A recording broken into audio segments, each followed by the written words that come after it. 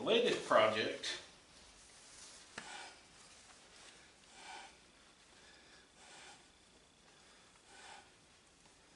is this 1965 Fender P Bass.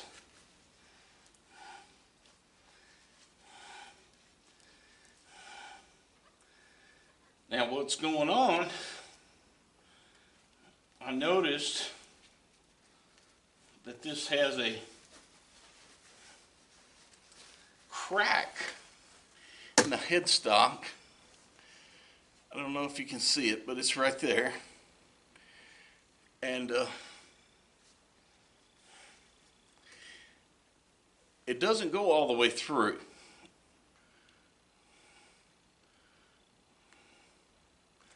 But it does get pretty close. It goes to about right here. Now what I'm thinking is that this thing took a lick because it had one of the tuning machines was bent, and I'm going to say it slid over and dropped and hit against something, causing that crack. Now the thing is, the way the crack runs and the strength of these maple necks, this thing could probably stay here till doomsday. It would never get any bigger. But that's not how I roll. So what we're going to do,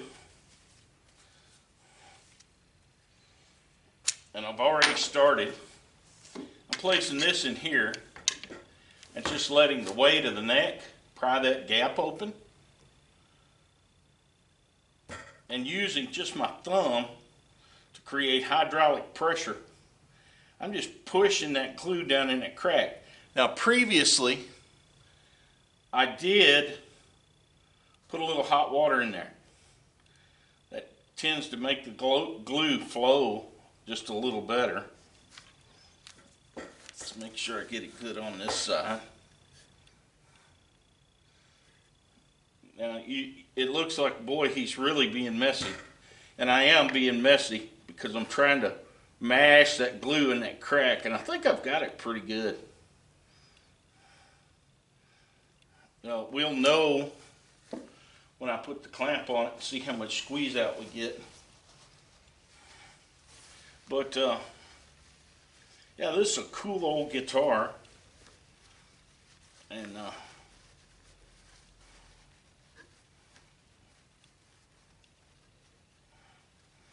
course I don't care. The crack goes right through that wood screw hole.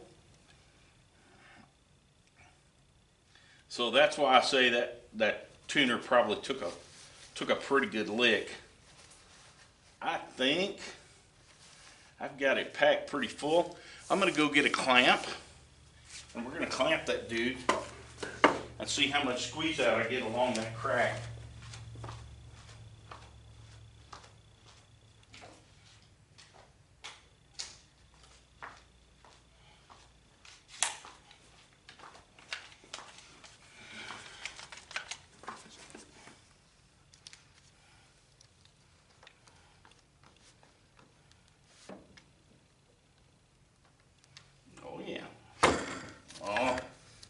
Afraid.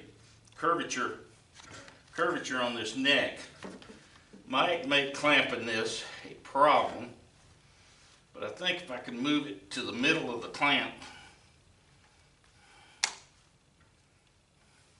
see that squeeze out? All along that crack, even way out here where that crack was very fine. I don't know, can you see that squeeze out? And what I'll do is wipe that off, and we'll leave it clamped for some time. And you say, Jamie, what's the big deal about getting this old guitar going? Check this out. Can you see that neck date? Yeah, July of 1965. This is a cool old bass. Now, the bad news is that's been refinished. So collector value is probably not what it would normally be.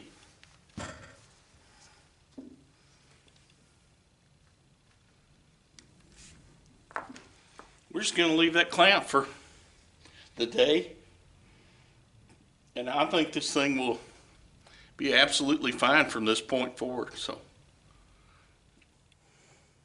here's the body of that P-Bass. You can see it looks exceptionally good. And that's because it's been refinished. And it was, to be honest with you, it was routed out here and had dual P-Bass pickups in it. And what's funny is these pickups are dated.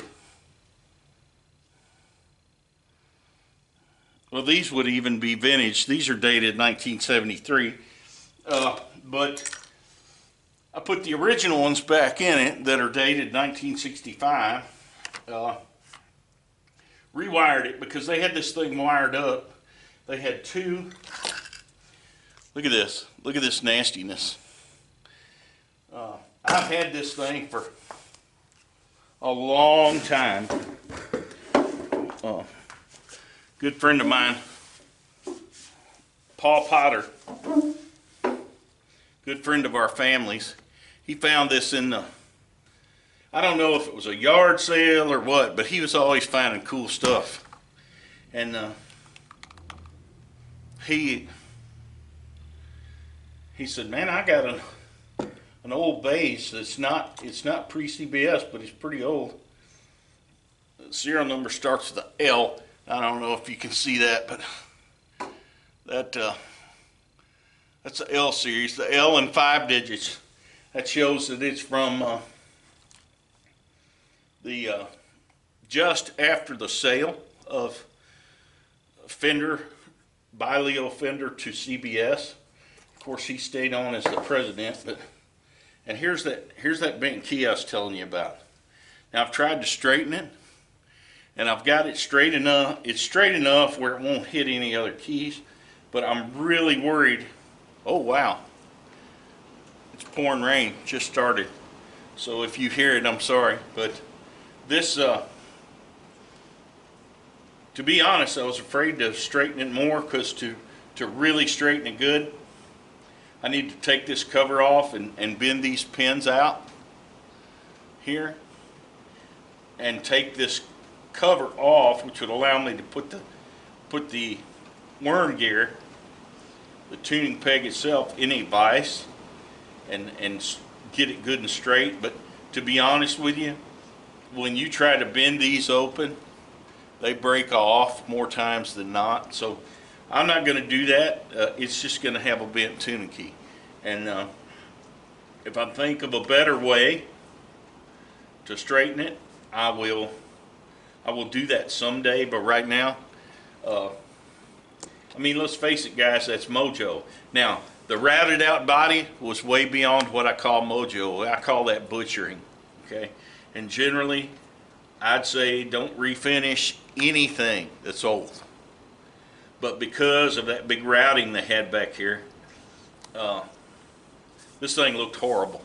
So I elected to, my buddy Jeff Henderson, who played drums in our band Loose Cannons, he does body work. So he saw I had it partially filled up because the routing was so deep that it had to, I had to do it in a series, filling that hole. And he took it home and finished it off with Bondo, just like Fender used to do when they had imperfections in their bodies. They would put Bondo on there, and then they would, of course, that guitar would be used for a solid paint color, not any see-through finishes. No, they didn't scramp one because it had a big dent in it or a chunk of wood missing. They just Bondoed over it. And so we did that. This probably got a little more Bondo than the average fender that came from the factory in a solid color. But what you want to bet it's going to sound good. And I bet it plays awesome. Now you probably noticed that on the neck, the frets were gone. Somebody had stored this in their attic and dried the rosewood fretboard really, really bad. And it doesn't have a slab fretboard. It has the contoured, the veneer rosewood. So it's not as thick, of course, as a slab. And a lot of the frets were popping out. And it had chipped some wood out where those frets had popped out. So what I'm going to do, I'm going to refret the neck, and that I already ordered my fret wire. I'm going to refret the neck, and I thought about just leaving it fretless, but to be honest, this is, I mean, I think it would play just like it is now, and I think it would play great. But it's really too cool just to leave this way. So I'm gonna do a little refret job. I got to fit a new nut as well. The G string, the small string on the bass, had broken off that last corner of that nut, so the string wouldn't set well up there. It would slide off and buzz a little. So I've got a new nut ordered, and we'll have to fit it. I have the fret wire coming, and I may let you watch little portions of that. I don't know, but when all that comes, we will get to it, and we will make this happen. This is the back of my 1969 Silverface Bandmaster reverb model. You can see it's got reverb and vibrato, and right down there, since I rewired this, since I rewired the power coming in and gave it a 3-prong plug, did away with the death cap, I can now use this outlet. And I know that the power in the circuit runs through this prior to running to the little 2-amp fuse. So I can use this to power a pedal. Now you say, Jamie, I thought you didn't use pedals. Normally, it's me and the amp. But with no master volume, and I don't want to, I could put that in, to be honest with you. I could put a master volume back here, or I could put one in the front, but I don't want to, it's just more than I want to do to this old amp. It sounds awesome, and we're going to leave it pretty much stock, except for the power cord, which I felt was not only a safety issue, but you know, that protects my amp as well as me. But what I'm going to do, you see how this is recessed behind this baffle board? Well, a pedal power supply just barely plugs in there. Now you'll see it's got a big spade and a small spade. You always want the black wire coming in to go to the small spade. Just remember that. And it's just like your wall outlet. The black is gold colored, the hot is gold colored, and the neutral, the white wire, goes to the silver one. So black to gold, like in the Clampett song, black gold, Texas tea. Black gold, white to bright.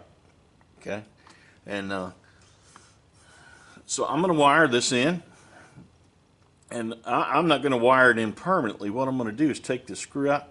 You used to get these with a small cord, a small wire that you could ground to a screw right there, but I don't know if they just don't make them like that anymore, if they're not available locally.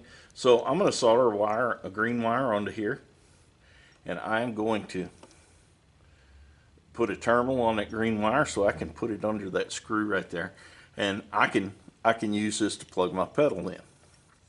And just like the outlet. This has a wide spade and a narrow spade, so keeps you from getting the polarity backwards. And all I really need is a small wire soldered here to go here. And so that's what I'm going to do. I'll let y'all watch that.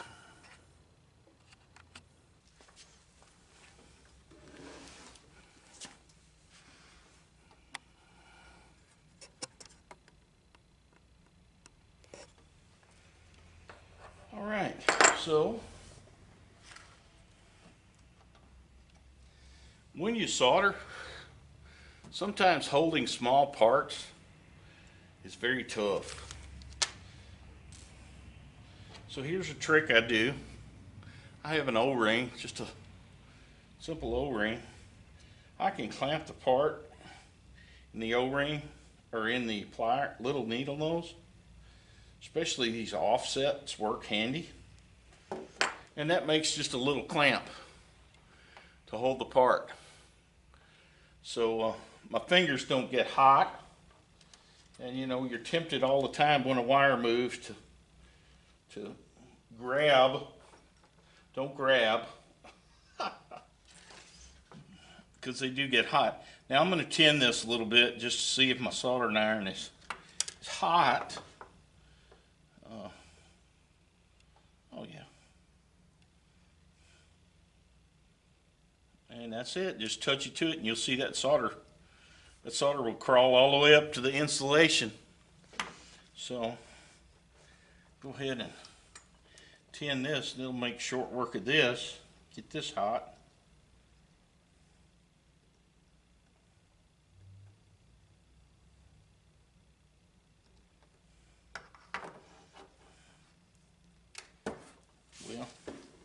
Well, that happens all the time.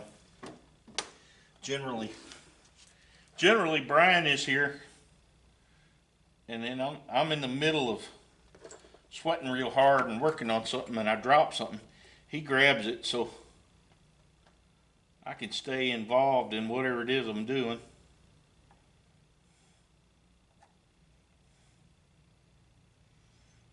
Let's see if we're going to be able to get this whole thing hot enough to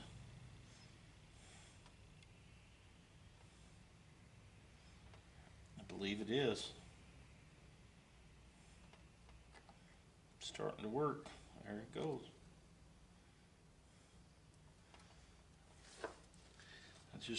Just to be sure.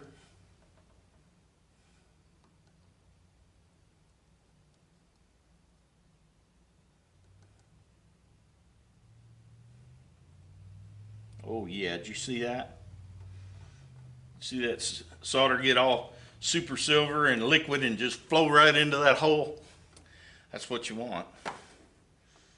And you know, no, this thing isn't real critical, but solder is always better than a crimp. And if you got a soldering iron and you got good solder, man, solder it. Don't worry about crimping. Now, I guess maybe we'll solder to the end of that adapter.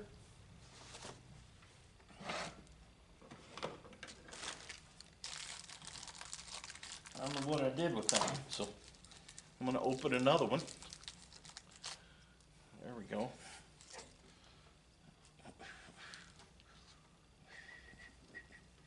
I think what I'll do is pull a little more insulation off of this. See, I dropped something again. I'm famous for that.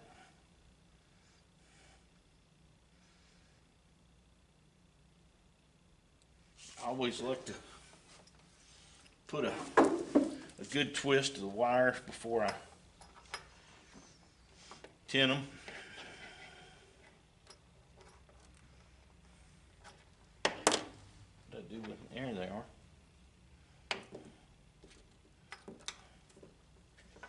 And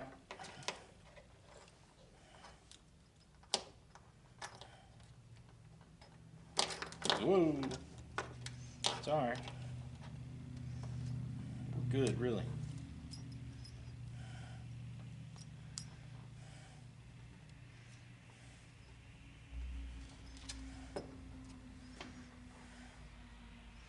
So I'm going to tin the wire again.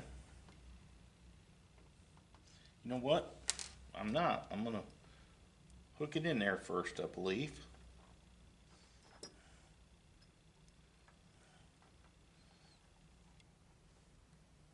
Bring it back and kind of hook it around itself.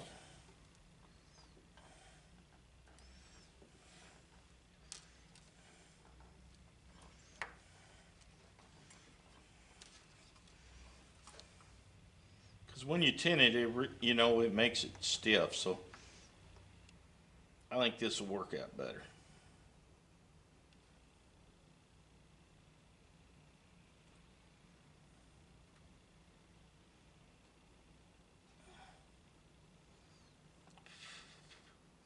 The smoke's got to be good for you, right?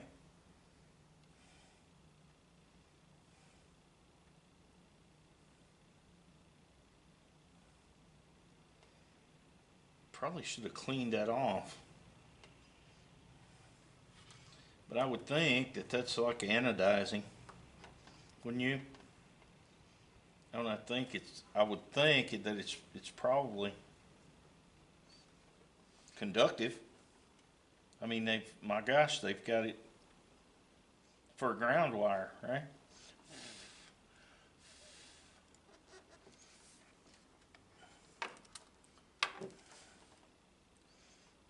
It's soldered to it, so I guess we're good. That joint looks a little cold. Let's try warming it up a little bit. Much better, much better. Now, I probably held that where you couldn't see it, but now you see nice bright silver. And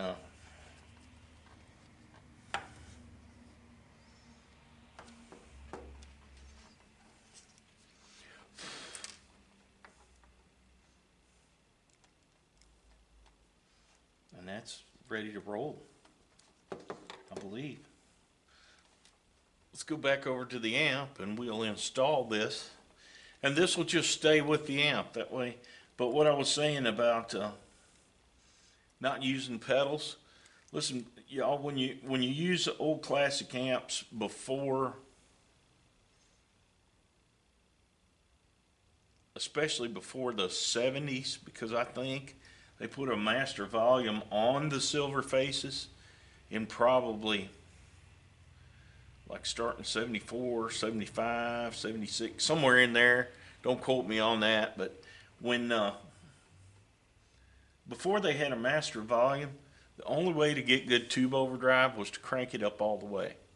So in that case, when you have an old vintage amp, obviously we don't want it on 10 all the time.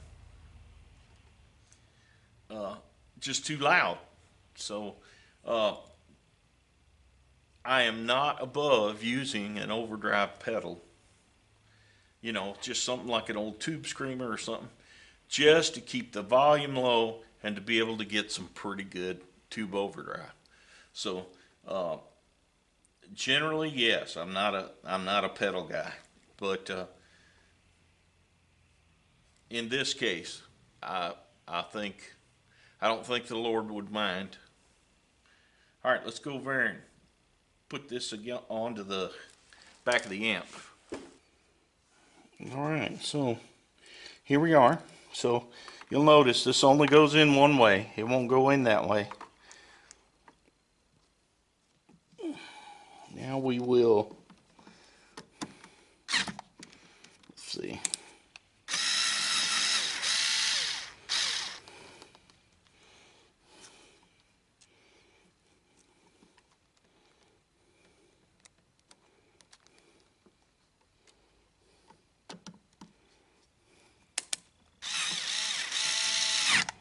And there you go. And remember, our ground switch does nothing now because we bypassed that when I put the when I wired in the 3-prong cord. That's not even needed anymore. So that's going to stay right there with the amp. And that will allow the pedal power supply to plug right in very easily. So that's one project finished today. Okay, so I was wrong. We're not finished. I want to make sure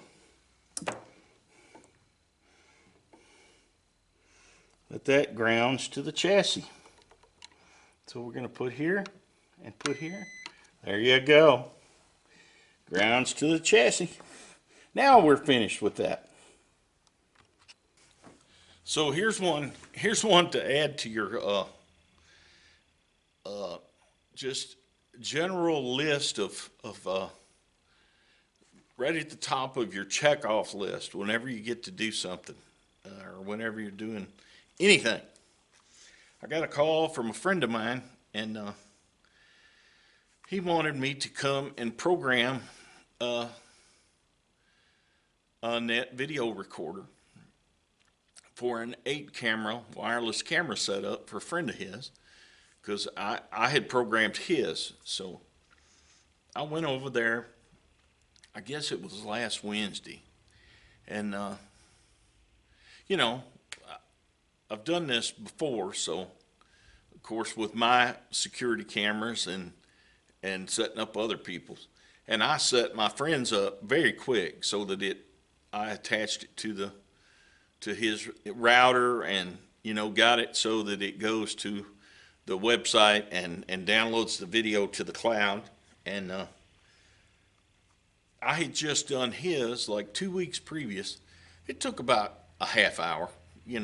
There was really not anything different. It had just been a while since I had hooked it up, and so I had to re-familiarize myself with some things.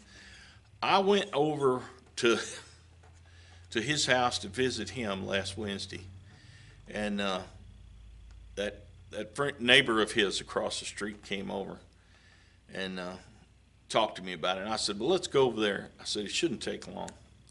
Y'all, I started trying to find because that's really what it was. Everything was working. He had everything, all the cameras hooked up and all the cameras programmed in. Basically finding his NVR on the internet. So, you take your phone and you do the little scan of the thing, and it's supposed to give you the number for that specific NVR, which goes to the site provided by the manufacturer. And I scanned the little thing, and I even put the number in manually. Tried to do it all manually. I could not get this thing hooked up. So after about 2 hours, I finally broke down and said, hand me the book. So he hands me the book. Step 1, connect FireWire from the internet router to the back of your NVR. I said, now you do have that hardwired into your router, right? He said, yeah. I said, okay, check that off.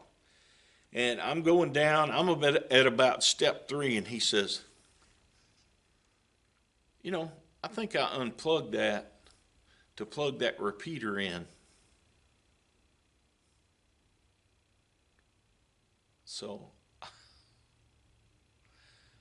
I said, we better check it and make sure. He said, I know it's unplugged. I see the cord hanging there. So as soon as we plugged the cord in, the thing found it, it picked it up, and boom, he's able to get his cameras on his phone and everything else.